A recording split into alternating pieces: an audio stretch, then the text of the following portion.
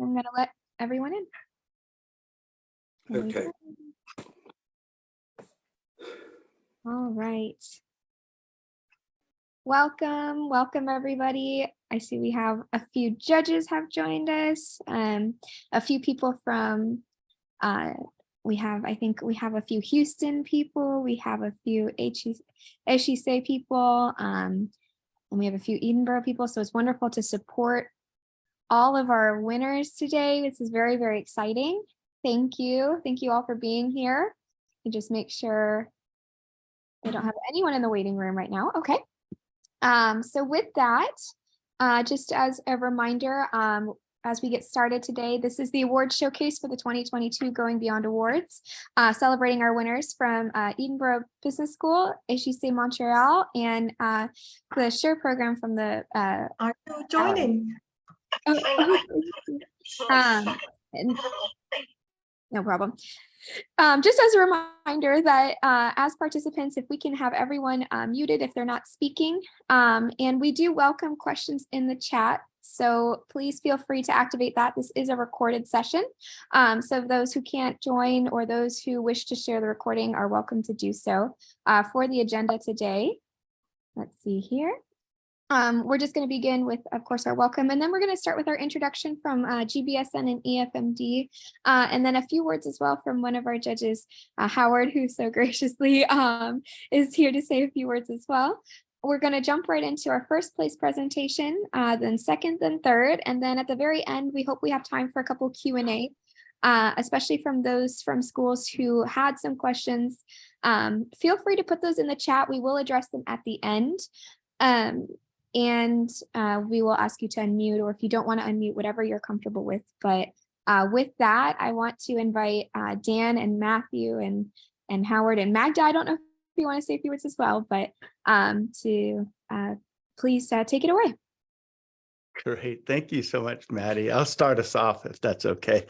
And thanks for that introduction. And let me add my welcome to everyone. You know what, I think as a useful starting point is helpful to point out that at the Global Business School Network, we believe that business management, entrepreneurship skills are important drivers of sustainable development, are important drivers of economic and social development. These skills are necessary in our belief to build more inclusive and sustainable communities. And that's the spirit behind the Going Beyond Awards, because we think that business schools play a leading role in essentially building better societies. But to do that, they have to break boundaries. They have to move beyond what business schools normally do. And these awards highlight those efforts across business schools globally. We're especially excited this year to have such a diverse set of entries. We had more than, I think, 60 entries, Maddie, if I remember correctly, from how many countries? Remind me how many countries, Maddie? I'm going to have to pull that up real quick. I think it's about 31 countries, which is great. And every year we aim to increase that, both in the terms of the number of entries and in terms of the diversity of entries. And this diversity is very important to us. But I think it also underrepresents the impact in some ways, because as you'll see from the discussion today, the school's efforts largely involve other countries, right? So the idea that much of this work is international and focused on emerging economies is important to us. But, you know, we're at the Global Business School Network, we're growing, but our aspirations for impact are bigger than our, I guess, our size at the moment. And we couldn't do this without EFMD. And I want to thank EFMD for working with us on these awards. And I want to welcome Matthew Wood, who is not only a dear friend, but also head of operations at EFMD, to say a few words. Thank you, Matthew and Magda, for being here, but also for supporting the Going Beyond Awards. Dan, thank you so much. And as you quite rightly say, we have had the privilege of being friends for 20 years, which we will continue with. And it's a great pleasure to be involved. I couldn't agree more with what you said, Dan, but business schools do so many great things, but I don't think that message gets across. It's lost. And I think that the Going Beyond Awards is a really shining example of the greatness of business schools, the innovative, the different things that we're doing. And that, you know, we're not all going into finance and banking, we're actually changing the world. And I think business schools do a great deal with that. And this is why the awards are so important. And this is why EFMD obviously very close with you and very close with GBSN, and it means a great deal. But what I would say is that, you know, obviously congratulations to the winning entries, but all 50 entries are really interesting. And if I can do anything, and Magda's here and she's a brilliant comms director, but please go to your comms team and say, look, this is a story we want to tell. This is what we're doing. This is what we're doing. And also you don't have to be in the Financial Times or Forbes. You have to be in your local newspapers. You just need to send that message that, look, we're doing some really interesting things as a business school. And you know, we have a profound impact in what we do. So if I can say anything, yeah, it really is, please convey, you know, the quality of the projects that are going on, how are you doing them, but share that message.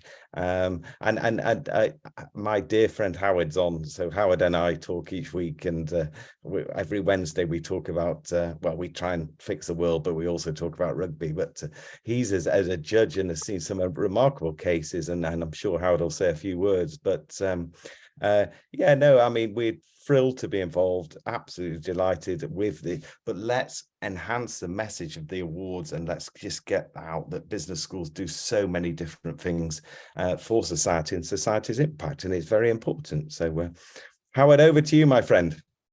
I'm going to say very little. Two things. First of all, there were 33 countries. I'm from Wales, and the winners are from Edinburgh, which is in Scotland. And although they are parts of the United Kingdom, they are separate countries. So the answer is 33. The second thing is that I just want to endorse everything Matthew said, and I'm sure if the other judges were talking, they'd say the same thing.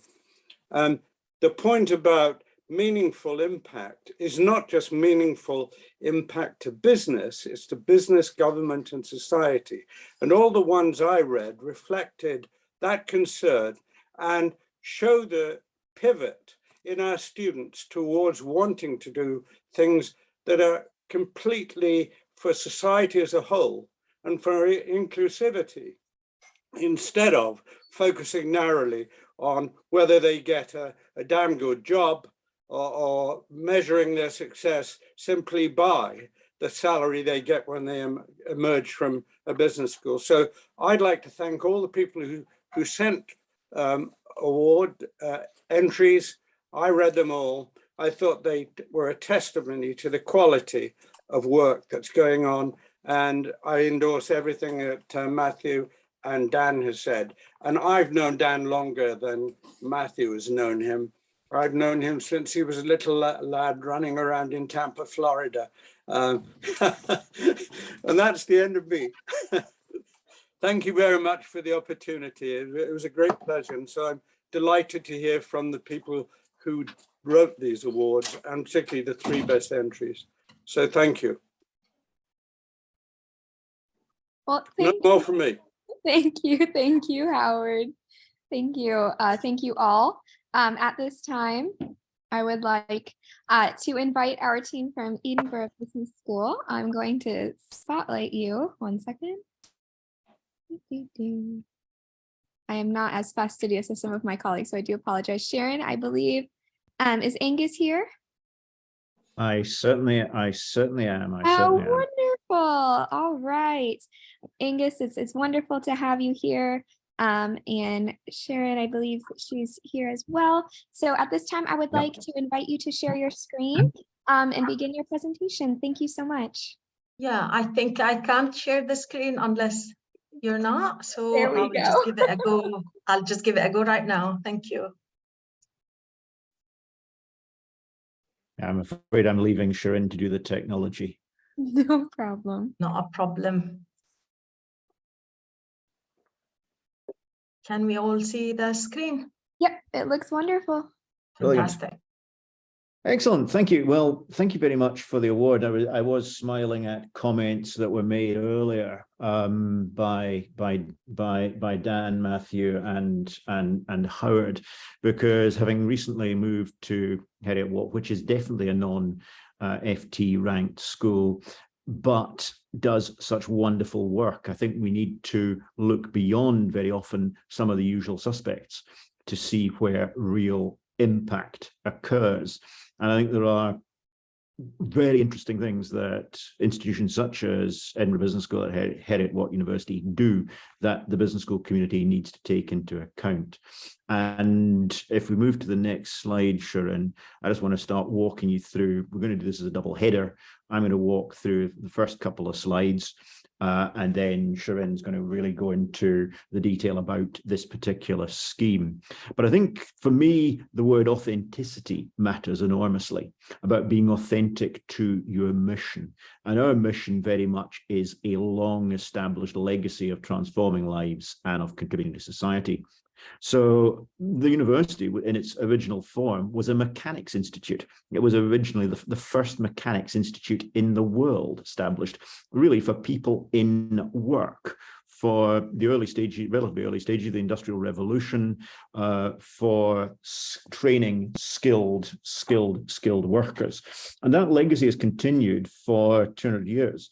And if you go into the late 80s, early 1990s, the university took, I think, a very far-sighted decision to set up Edinburgh Business School to deliver distance learning MBAs. This was pre-internet, so this was sending out packages around the world.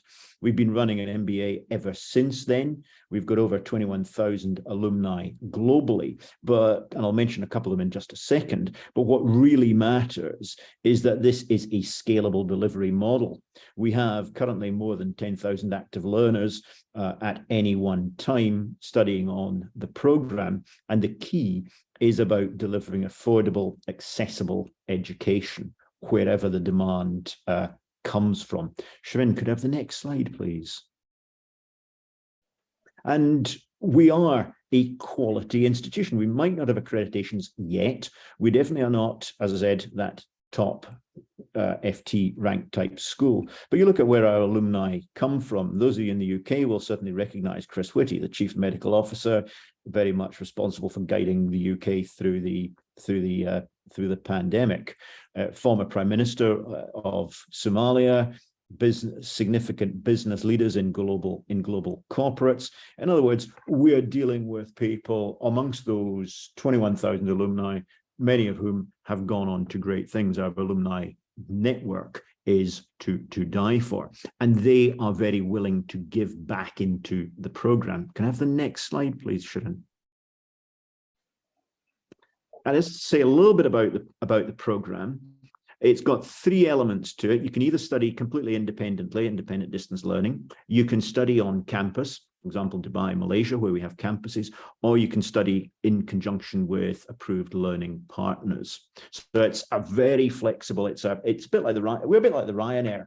You can buy your basic flight, or you can go and then have your basic flight plus bolt-ons.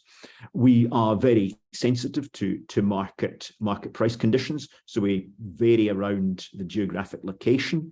It's very much something that is being flexible for busy professionals, for experienced managers. And I think the two key points I really want to flag up here are: one, we partner with corporates and non-governmental organizations to enhance access. So we work with a range of corporates, we work with a variety of charities, one of which we'll talk about here, and we've worked with the Scottish Government to enhance access globally as part of development initiatives in many countries. And we are shifting our weight of activity very much to the global south. We've historically, as I said, been concentrated on mainland Europe and the UK. We're now trying to reach into other markets. And I'll just show you a couple of these very, very briefly. If I could have the next slide, please, Sharon. So that just gives you a bit of a sense of where the top countries for learners, where they are. And I think the key point to draw is the volume and the rapidly growing volume that we're starting to see in Africa. And I just want to draw down a little bit more detail in one slide. If I could have the next slide, Sharon, please. To say I just took this because I could have done West Africa, but let's just do East Africa. Those numbers in East Africa, that's a fair reach into countries that most European business schools do not reach into, do not touch. And I think this is where we get a lot of our impact. So in Zambia, we're particularly proud of the Zambian Women's Leadership Initiative that we are working, partly co-funded by the Scottish Government, working with the Zambian government, but our platform, our distance learning platform, enables us to reach there and bring quality business education where it matters. So next slide. And I'm going to pass over to Sharon now, because where we want to say is we do this in multiple places. One of the places we've done this and which we put in for this award is in the Lebanon. So Sharon, over to you. Thank you, Angus. Hello, everyone. I'll talk a bit about the initiative itself as part of our social commitment. So the MBA that we entered into this competition is designed for the refugees in Lebanon, where education is mostly felt needed there. We partnered with an organization called Their World to reach Syrian, Palestinian refugees, and we extended the initiatives to vulnerable Lebanese nationals.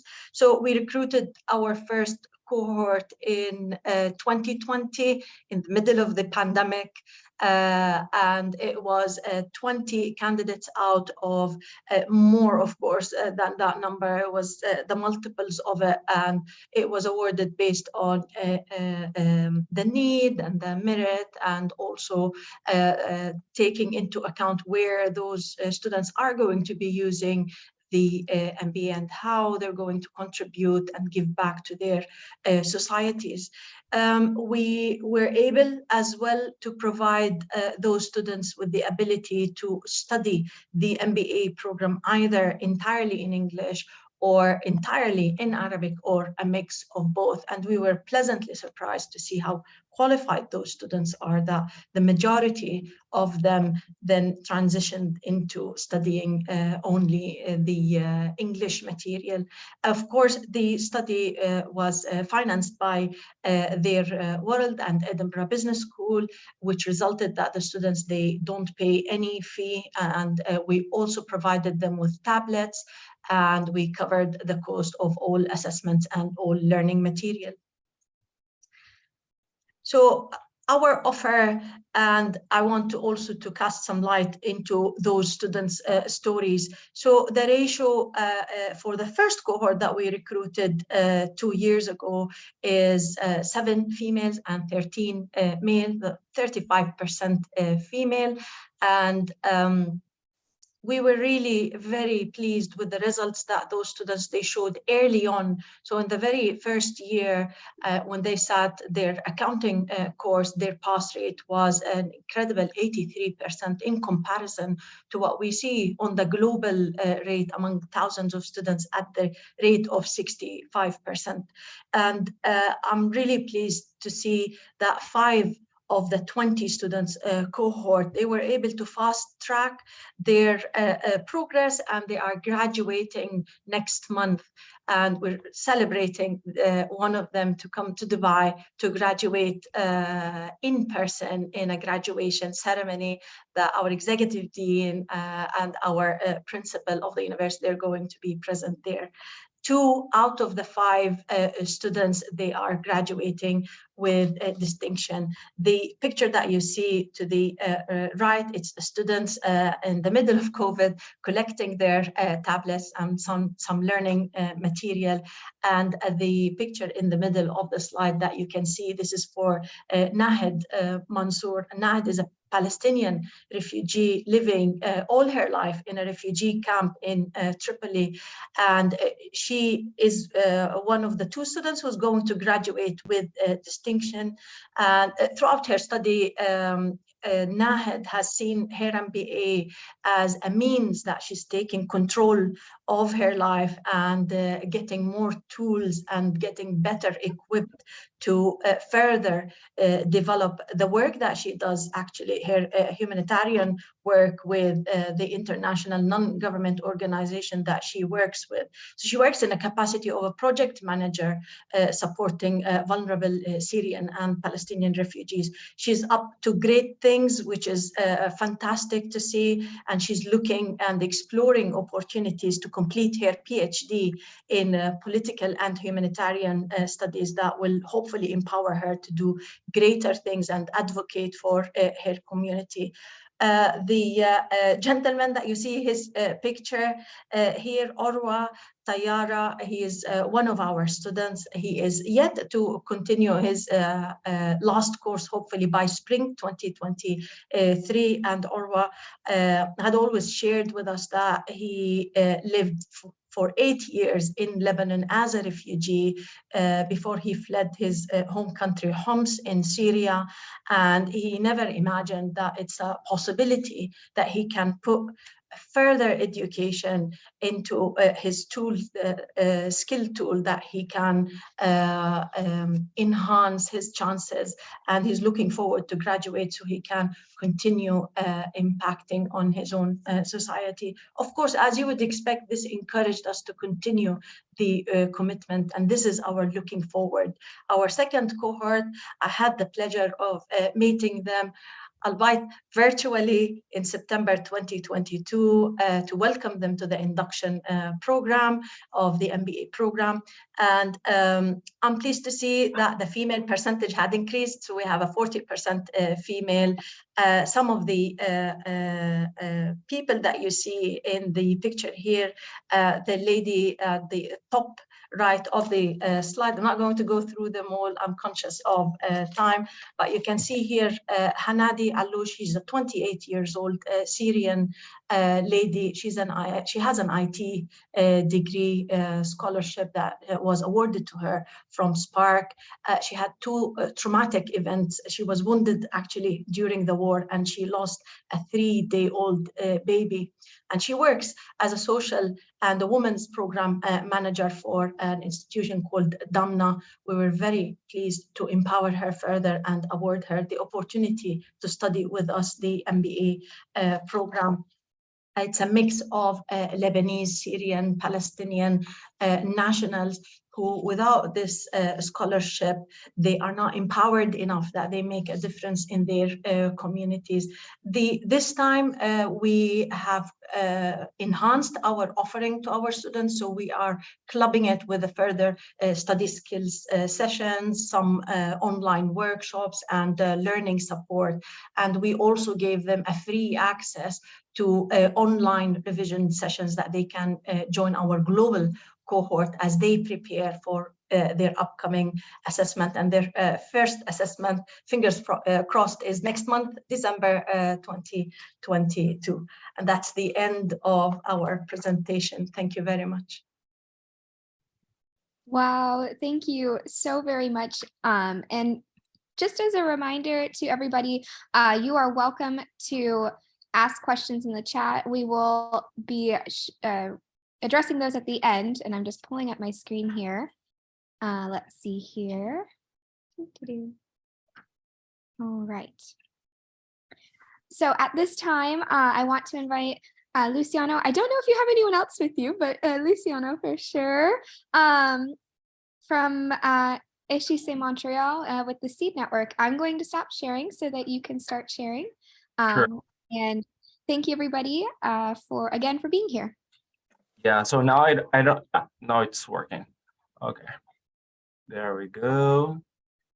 Can you see it? Yep. Yeah, okay. Working on spotlighting you currently. There we go. All right. That good? Perfect. Okay, great. So thank you so much. I'm really happy to be here representing HEC Montreal, and thank you so much for this prize. It's quite important for us. This is one of the projects we've been conducting here at IDEOS, our social impact hub. And I'm quite happy to have with us today some of the people who have been working very hard in this project. So I saw that Laurence, our coordinator, is here. I saw that Kate, our project manager for this project, is here. Mark, the one who makes sure that we pay everyone in the way we should, so he's here too. And I'm also quite happy to see that my colleague, who also runs a very beautiful project at HEC Montreal, Professor Maitai, is here too. And even more happy to see that Desjardins, our partner, is here with Développement International Desjardins with France Michaud.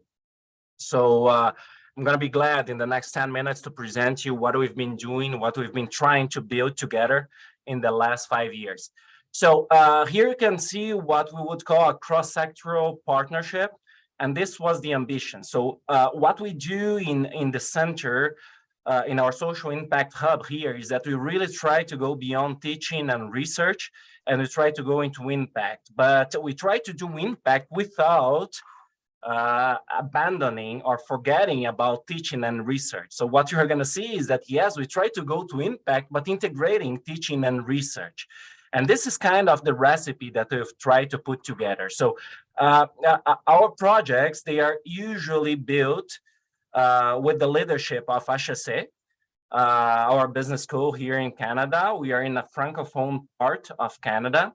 And but we work together with a research team. So professors from Penn State University, from University of Alberta, and IESE, a business school in Spain. But this is the academic part. To make everything happen, we need Desjardins, which is a cooperative financial institution here in Quebec, in Canada, who had a tremendous role in the development of Quebec, and who has been going for 50 years now to developing countries, to try to do the same in those developing countries. So they went to over 45 countries over the last 50 years, trying to put together projects that try to empower people, and usually working with marginalized people. So rural, women, and youth. We also have, and we need, international funding agencies. So usually they are those who fund Desjardins with the projects. And Desjardins, once they have the funding, so they go and they work with local universities in developing countries and local partners, usually also cooperative financial institutions or microfinance institutions or any other kind of institution in developing countries that really want to push for the empowerment of marginalized people. So what we do is that we try to work all of us together. How? 4 main phases. So what happened is that usually Desjardins, when they get a project, usually those projects, they need to run them for 5 years, for 7 years, or even more. And most of the time, when they get a grant, they get this grant to say, let's train now 2,000 rural entrepreneurs in Sri Lanka. Let's train now 3,000 women entrepreneurs in Tunisia. And before going there and developing and training all those rural or female entrepreneurs in those countries, so what they do is that they come for us at HEC, at the university, and they say, can we test first what could be the best approach depending on their local needs to train those entrepreneurs there? And we run what we call field experiments. To be more precise and academic, what we could call abductive field experiments, in order to test in randomized trials in a small sample different forms of training or control versus treatment. We see what has better chances of working. And then based on this information, Desjardins work with the local partners to scale what we tested. So basically, this is what we do and how we do that in 4 main phases. The first phase is exploratory research. First, when Desjardins comes to us and say, listen, we need to do this project in Colombia. So we go there and we spend a month or so just talking to local entrepreneurs, just talking to the local institutions there and try to understand what is the main issue that they are facing there. What do they need to tackle there? And based on that, we come back, we go into literature, we go into best practice, and we see, okay, how should we do if we want to contribute to solve the problem they are facing there? And then we come with one way to solve that, 2 ways to solve that, 3 ways to solve that.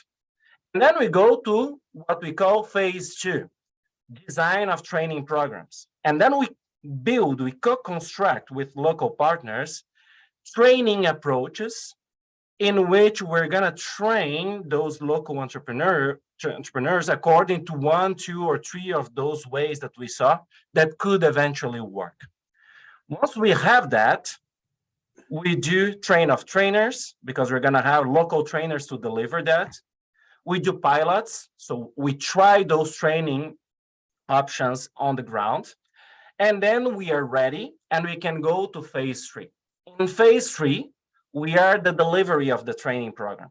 And this is when we're going to randomly assign a sample of entrepreneurs to 2 different groups, to 3 different groups, or to a treatment group and a control group. And then we run those training approaches for a month and a half, 2 months, 3 months, depending on the country, depending on the need, on what we are putting together there.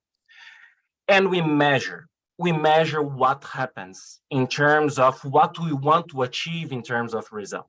I'm going to come with an example in a few minutes, okay? And so based on the results we get, we go back to the country again, we take all the quantitative analysis, we go back and we do qualitative interviews with those entrepreneurs that changed the most over the period of the training. And we try to understand why they changed the most. And once we have all of that packaged, which usually takes around a year to do, so then we come and we say to Desjardins, listen, now you can go and you can scale that. You can try to, in addition to have been working with 100, 200 that we just tested, now you can scale that eventually to 1,000 entrepreneurs, to 2,000 entrepreneurs, according to the type of training that gave us the best results. So this is very important in our approach because we do usually that in the beginning of the projects that they are conducting, so they have time over the rest of the period to really scale with the approach that seems to have best chances or better chances to be successful. So here you have examples of projects we conducted. We did one in Sri Lanka with rural entrepreneurs. We started one in Haiti with the youth. We did one in Tunisia with women entrepreneurs. And we did one in Colombia. We just finished the one in Colombia with women entrepreneurs. Just with our field experiments, we were able to test what we were doing with more than 1,000 entrepreneurs. And once we finished and we gave our recommendations to Desjardins, all our pedagogical material, all the training modules that we co-design with the local partners, we give it for free for the local partners and for Desjardins to scale that with the other entrepreneurs. What do we get from that? The impact we have and the data. And the data we get with that, we publish and we do research papers. So as you can see, as I said in the very beginning, yes, we are aiming for impact, but not forgetting teaching because we're putting together training programs and not forgetting research, taking this data and producing papers. We had, over the years, with the projects we did, impacted more than 10,000 entrepreneurs based on data provided by Desjardins. Here we have just one example of what we just finished in Colombia. We worked there with 2 groups. We just trained 100 women with a beneficent mindset, another one with a control mindset. I can come back at the question period because I see my time is finishing. So we had one that received treatment, another one who just received control. The 2 of them, they received the same exact type of content just with variations to try to simulate Magnificent. And by training and testing that, what we wanted was to have an impact in terms of creativity, innovation of those entrepreneurs, empowerment, and business growth. And we measure all of that. We make them try new things in their businesses, for instance, to see to which extent they become more innovative. We measure to which extent they feel more empowered. We measure to which extent they have more growth aspiration. So where do you think we have an impact? Understanding the scaling of business in different entrepreneurial ecosystems, creating a knowledge transfer program, because programs we started to do in Sri Lanka, we've been translating and transferring to other countries as we go, and mobilizing research, teaching, and practice in Canada and internationally. Of course, as you can imagine, what we do internationally, we also use internally, because it feeds us in the courses we teach and the things we do inside here at HEC.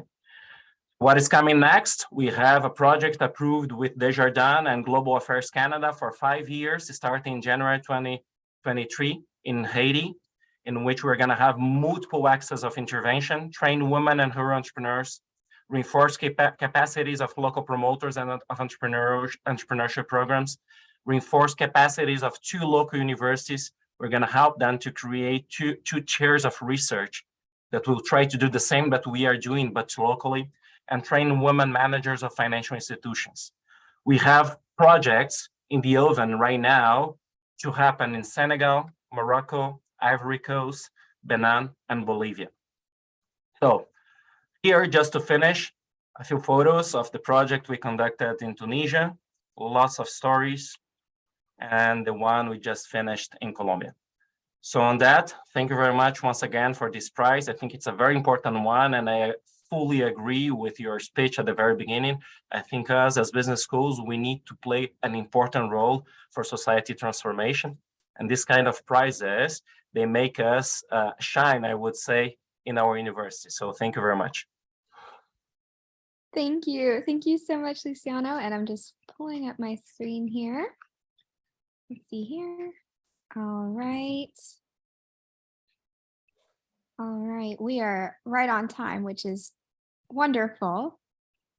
Let's see here. And we are going to end last but not least with the SURE program from the Bauer College of Business, University of Houston. And I am going to spotlight Saleha and Charlie here and stop sharing my screen so that they can share their screen and share the SURE program. Yeah. Good morning, everyone. Good morning from Houston, Texas. I'm Saleha Kumawala. I first want to thank everyone, especially GBSN, for this opportunity, and we are thrilled to receive this award. Before I start, I want to introduce my colleague, Professor Charlie Becker, who joined me in this work as he was graduating with 2 master's degrees from the University of Houston.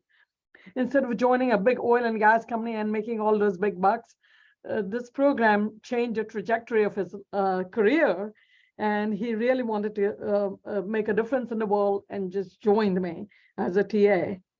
Charlie recently presented even to the Securities and Exchange Commission in the US as they realized that it was small businesses and entrepreneurs that are going to really make a difference in the economic engine rather than the corporate world that they have been serving.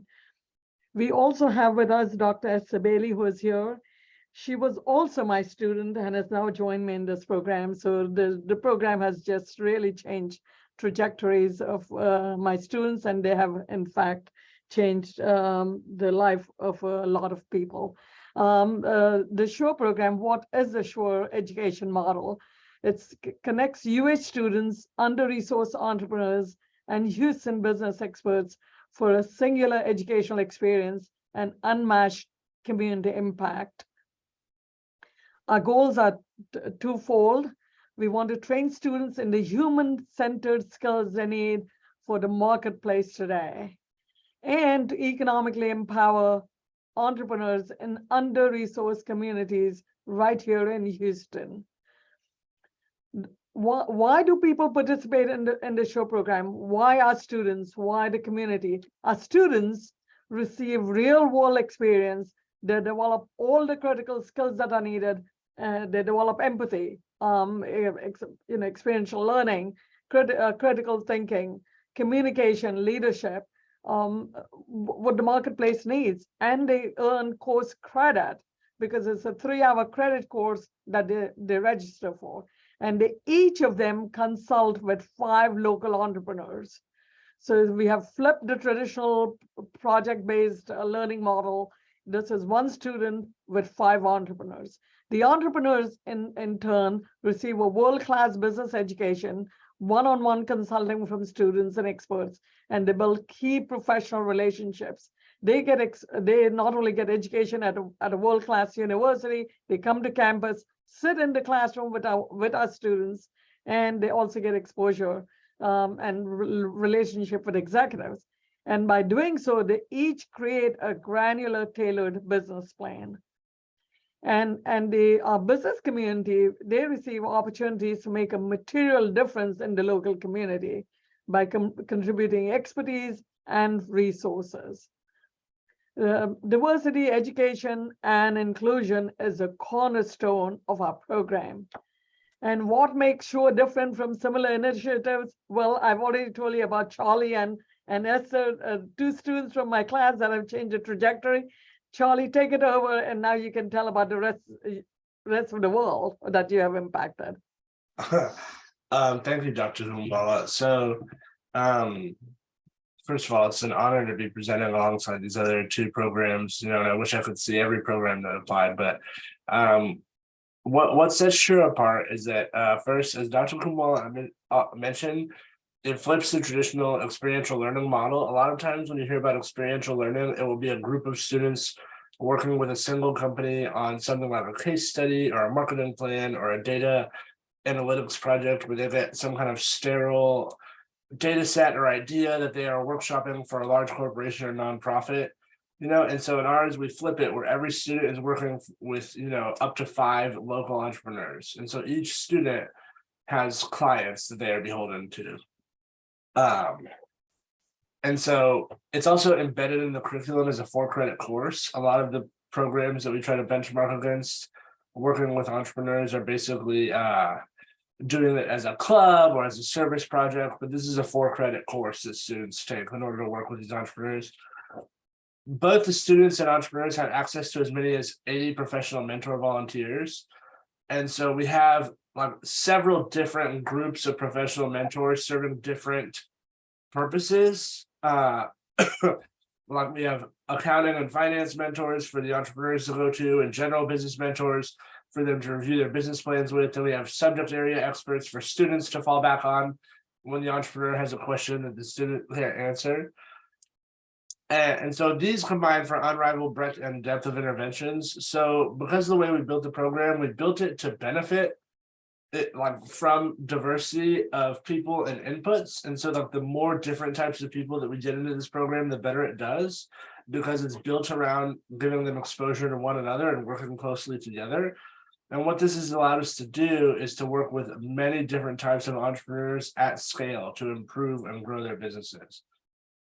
And so I picked out some samples from 2 student testimonials, because these are pretty representative of the different testimonials that we get. And so Christopher Clark graduated a couple of years ago with a master's of finance. He enrolled in the class. He said you'll learn fundamental business concepts and how to advise a client. And there is no textbook that will cover some of the on-the-go challenges you will face as you guide your team. And if there were ever a need to describe a time when you've blanked in an interview, your experience with SURE will provide you with a great response. And this is something that we hear from people a lot, is that even the students who at the end of semester are kind of frazzled by this new opportunity, who aren't super excited by it right away, will come back to us years later and say, I didn't understand why you made me do this, and I didn't understand why you made me do that, and I didn't understand why we did things this way. But then in every single interview I had for the next 2 years, all people wanted to talk about was the SURE program. And so a lot of people, even when the students don't appreciate it right away, in time they come back and they say, oh my gosh, this really changed my life. I can really look at my business education before and after the SURE program. And then Charlicia, who goes by Chaz, said, Each assignment takes me out of my comfort zone of imagination and onto a plane of practicality. This is better than any internship because you have a stellar support system and more encouragement than I imagine even the best of interns could expect. And this is something that we really pride ourselves on, is that it's not only very practical, but it's very supportive. We tell them on the first day that we can't really accept anything other than A work. And so if you're doing B, C, or D work, we're going to have a meeting with you and sit down and figure out why, because you're not just working on some project. This is somebody's life and livelihood that you're working on. And for a large swath of the greater Houston community, the SURE program is the face of the university. And so that's kind of what Chaz is talking about here, is about this is not necessarily projects, this is not theoretical, this is very applied, and we work very closely with the students to make sure that they can handle it. And so what do our numbers look like with the entrepreneurs? We've educated over 1,500 people and launched or grown over 625 businesses in the Houston area. 77% of the entrepreneurs are Black or Latino. 41 years old is the average age of our entrepreneur. 63% signed up below the United States Housing and Urban Development low income level. 93% are referred from a past participant or partner. 98% said the program improved their financial literacy at home and in their business. And most importantly, $0 has been paid by the entrepreneurs over the course of this program. This is entirely free to the entrepreneur. Or as we like to say, it doesn't cost money, but it's not free. We actually require them to do a lot of work. And so who's vetted the SURE program? We don't include this to brag. Dr. Kumwal and I have a philosophical difference about this slide. I like to put it up at the very front so that people perk up and listen to what we have to say. She said it's not as important, that the work speaks for itself. She's much more modest. She likes to include it here at the end. But basically now, whenever we do this presentation at the very top for under 2022, we're going to have GBSN Beyond, because these are the people who have taken a close look and peeked under the hood of our program and said, oh, wow, I like what you're doing. I see the results. This makes sense. And so at pretty much every level of government in the US and every different type of advocate who works in the area we work in, including teaching pedagogy, we've received some kind of award or accolade to say this is what you're doing works. And so a little bit for the people out there who are running other academic programs and how this fits in the broader context of what they're doing. SURE strategically aligned with the AACSB, specifically Standard 9, having societal impact. It's also a key impact for SACS accreditation. When SACS came to speak to our school, we had a special meeting with them. It's aligned with GBSN's goal of building inclusive societies. And we also meet 6 of the UN Sustainable Development Goals. That's my own timer. All right, so I'll speed run my last slide here. What is the future of SURE? So what are we doing now? We've just launched the Musa and Kaleta Dockery Center for Economic Inclusion, which houses SURE and lets us spread the model. We've been recognized as for excellence by the University Economic Development Association as an ecosystem engine. We built a cohort program where we're spreading the SURE model and ecosystem nationally. And there's significant interest to propagate the SURE ecosystem globally. We are already partnering with schools in as far afield as India, Indonesia, and Mexico. We're increasing research, and we are increasing the course offerings and development of certificate programs here at the University of Houston.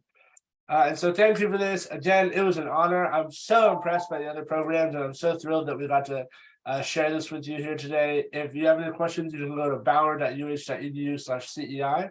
Or you can just email us at SURE, SURE @UH.edu. And we'd love to answer any questions or collaborate with anyone in the future, if possible.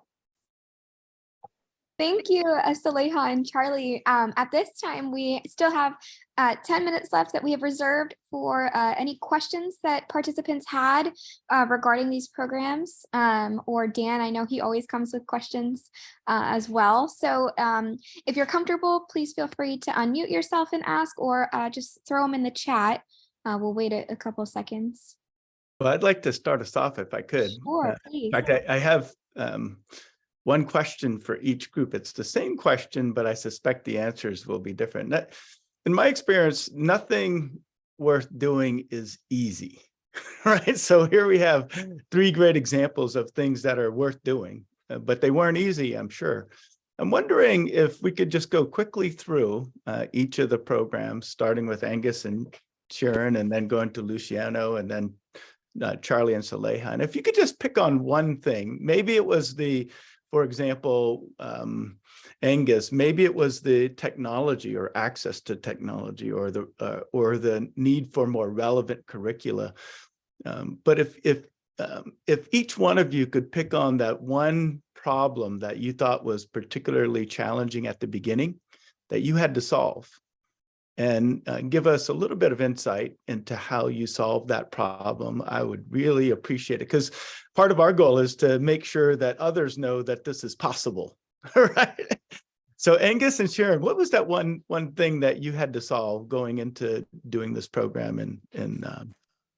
I'll let Sharon go first on this one because of her closeness to the program. Sharon.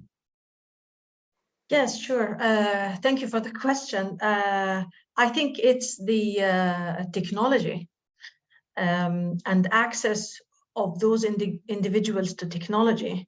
So what we try to do is to equip them with tablets, right? And now this got complicated during COVID and the economic situation that Lebanon finds itself in since 2019. So they have unreliable internet networks, unreliable electricity. So many of our students, they report to us that they get electricity 2 hours a day. Internet is intermittent, so it's not reliable. So few of the things to thank COVID for is that we were able to move everything completely online. Part of our assessment was through a face-to-face. They go to a certain center or the British Council, and then they sit their assessments there. So once we have transformed that and it became entirely online, we've made the window longer for the students to submit their answers. So we overcame this, and the students, they got the tablets. They can download all the learning material, so they can study whenever, regardless of the internet and the electricity. And the 24-hour submission window for to put up your submission is more than sufficient. That you use the 2 hours that you get the electricity or the internet. And we're very happy that they were able to overcome that problem. You're on mute, Dan. Thank you. Every webinar, I think I at one point or another forget to unmute myself. Thank you so much for sharing that. That was interesting. That kind of flexibility in that environment seems very important. Luciano, I want to ask you, because you started with this notion of cross-sectoral, and our experience at GBSN, where we do quite a bit across sectors, it's not easy. But was that or something else your most difficult challenge in starting this program? Yeah, I would say that it's related to that. I think that one of the challenges, and we still face this challenge all the time, and we need to be very reflexive every time we do a project, is to avoid any kind of new forms of colonialism when we do this kind of projects. Because when we go to developing countries and we're going to work with institutions in those developing countries, that we can assume positions in which we have the knowledge, we know, and then we're going to transfer this knowledge. Or even do not include them, or do not make sure that people in developing countries, they are able to co-construct with us. They are able to be the main actors of the project. And so this is a challenge, because sometimes there are some forms of knowledge that, yes, we have developed a little bit more, but other forms of knowledge that for sure we rely completely on them. So try to create this trust, and be transparent about these kinds of issues. I think it's very important. One of the things I think that help us on that is that ourselves here in Canada is a country of immigration, and most of us, we are immigrants. Most of us, we come from developing countries. And of course, this helps too in terms of the relations we build. But I think we need to be very, very reflexive all the time with that. And that's why we try as much as possible to develop things with those local players, and that they become the actors, they give the training, they do the work. So we are there like with them. We are not the main actors in the project.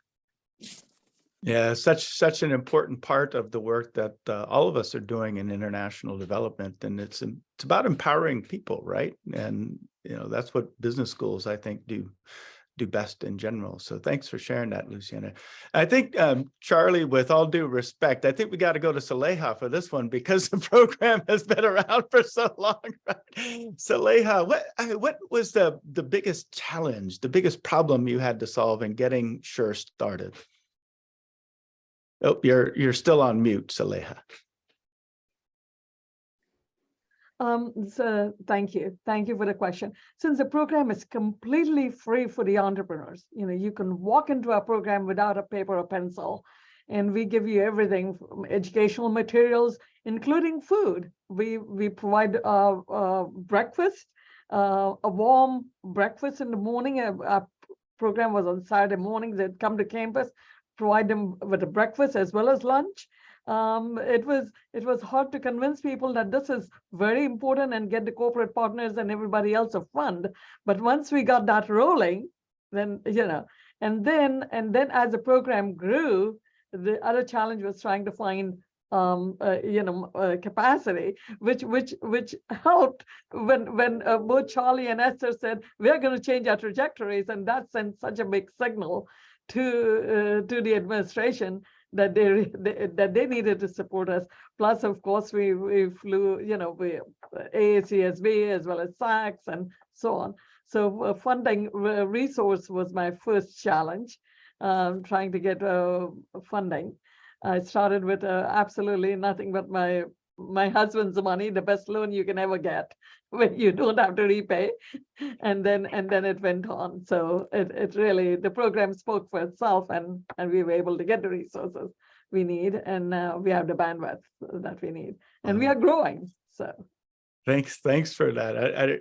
We have maybe 30 seconds if Charlie, you wanted to add something. In fact, I thought one of the places you would go is this need for a community partner. And I was actually going to say, yeah, we've also had to look at the problems Sharon and Luciana brought up, and with technology and with not being, and cultural imperialists over here. But yeah, as Dr. Kumwala's program, we have really interesting insight because we both had to solve the money problem growing, and we get to go to other programs now and say, what's their biggest problem? And I think because we solve that problem, money won't be as big of a problem for them, because we and I think that one problem that Dr. Kumwala was kind of brilliantly designed out that we have to look at for other people now is creating like the kind of soft informal networks, kind of speaking to what Luciana talked about, between the people educating and the people receiving the education, so that it doesn't feel like we're bestowing education on people, but rather we're creating like a broader two-way, value-added network where the people that we work with want to continue to stick around and work with us, and the students and experts working with our entrepreneurs continue to patronize these businesses and stay in touch with the entrepreneurs long after they come through our program. And so that's a big one for us. Wow, thank you. So we're out of time. There are a dozen more questions floating around in my brain just based on what I've read from the chat and other things, but we'll have to save those for another time. I want to end by thanking everyone we've already thanked numerous times, especially the entrants, but we want to congratulate the winners here, the top three. Congratulations. Want to thank the judges, many of which are here. I think we should recognize not only Howard, but Arnold Schmidt. I see in the audience. And thanking EFMD for their support. But most importantly, somebody we haven't yet thanked, and that's Maddie. Maddie's been the point person for the Going Beyond Awards 2 years now, and has done a fantastic job of bringing all this together. Thank you so much, Maddie, for the work that you're doing to make this challenge real. Thank you. Yeah. It's an honor. It was an honor to read through all of the submissions as well. I've gotten a few questions as far as recordings and presentations. I will be working on the recordings, and to all of our presenters today, I'll message you separately about presentations, but just so much interest in all that you're doing today, and we hope that you stay connected with GBSN and EFMD throughout the year, and we hope you submit next year as well, and we just keep this competition growing. And so thank you all again for everything, and for those today, if you have any questions, as always, you can email me. So thank you all, and I will see you very soon. Bye, everybody.